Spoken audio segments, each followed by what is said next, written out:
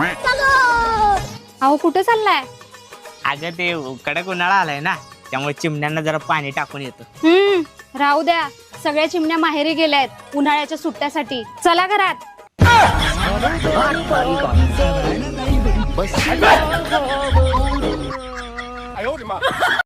मामी धुरडीला एखादा बकरा बिकरा कापा आता. अहो जावाई तुमच्या भिन आणि ते मटणच खायचं सोडून दिलं. का म्हणतोस की त्या तिथं टेबलवर 125 रुपये ठुलेत आहे, ते घ्या आणि ते 100 रुपयाचं चिकन आणा आणि ते वरचे 25 रुपये राहतात का, त्याचं काय घ्यायचं ते घ्या तुम्हाला. पण आता काय तुम्ही त्या तळ्याच्या अलीकडे इकडे येऊ नका.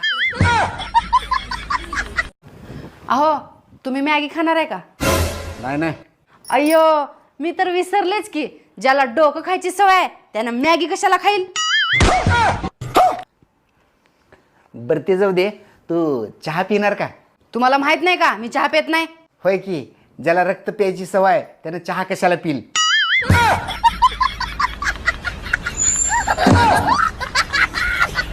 मामी तुम्हाला त्या लाडक्या बहिणीचे पैसे आले का? नाही आले. कस काय व? अहो जावाई मी त्या मुख्यमंत्र्याची लाडकी बहीण नाही, मी त्यांची सावत्र बहीण आहे, तेव्हा मला ते पैसे आले नाहीत. Happy Holy. हॅपी होली पिल्लू. मला रंग लावायला येणार नाहीस का? तुला काय रंग लावायचे आहे? तू तर 5-5 मिनिटाला रंग बदलतेस.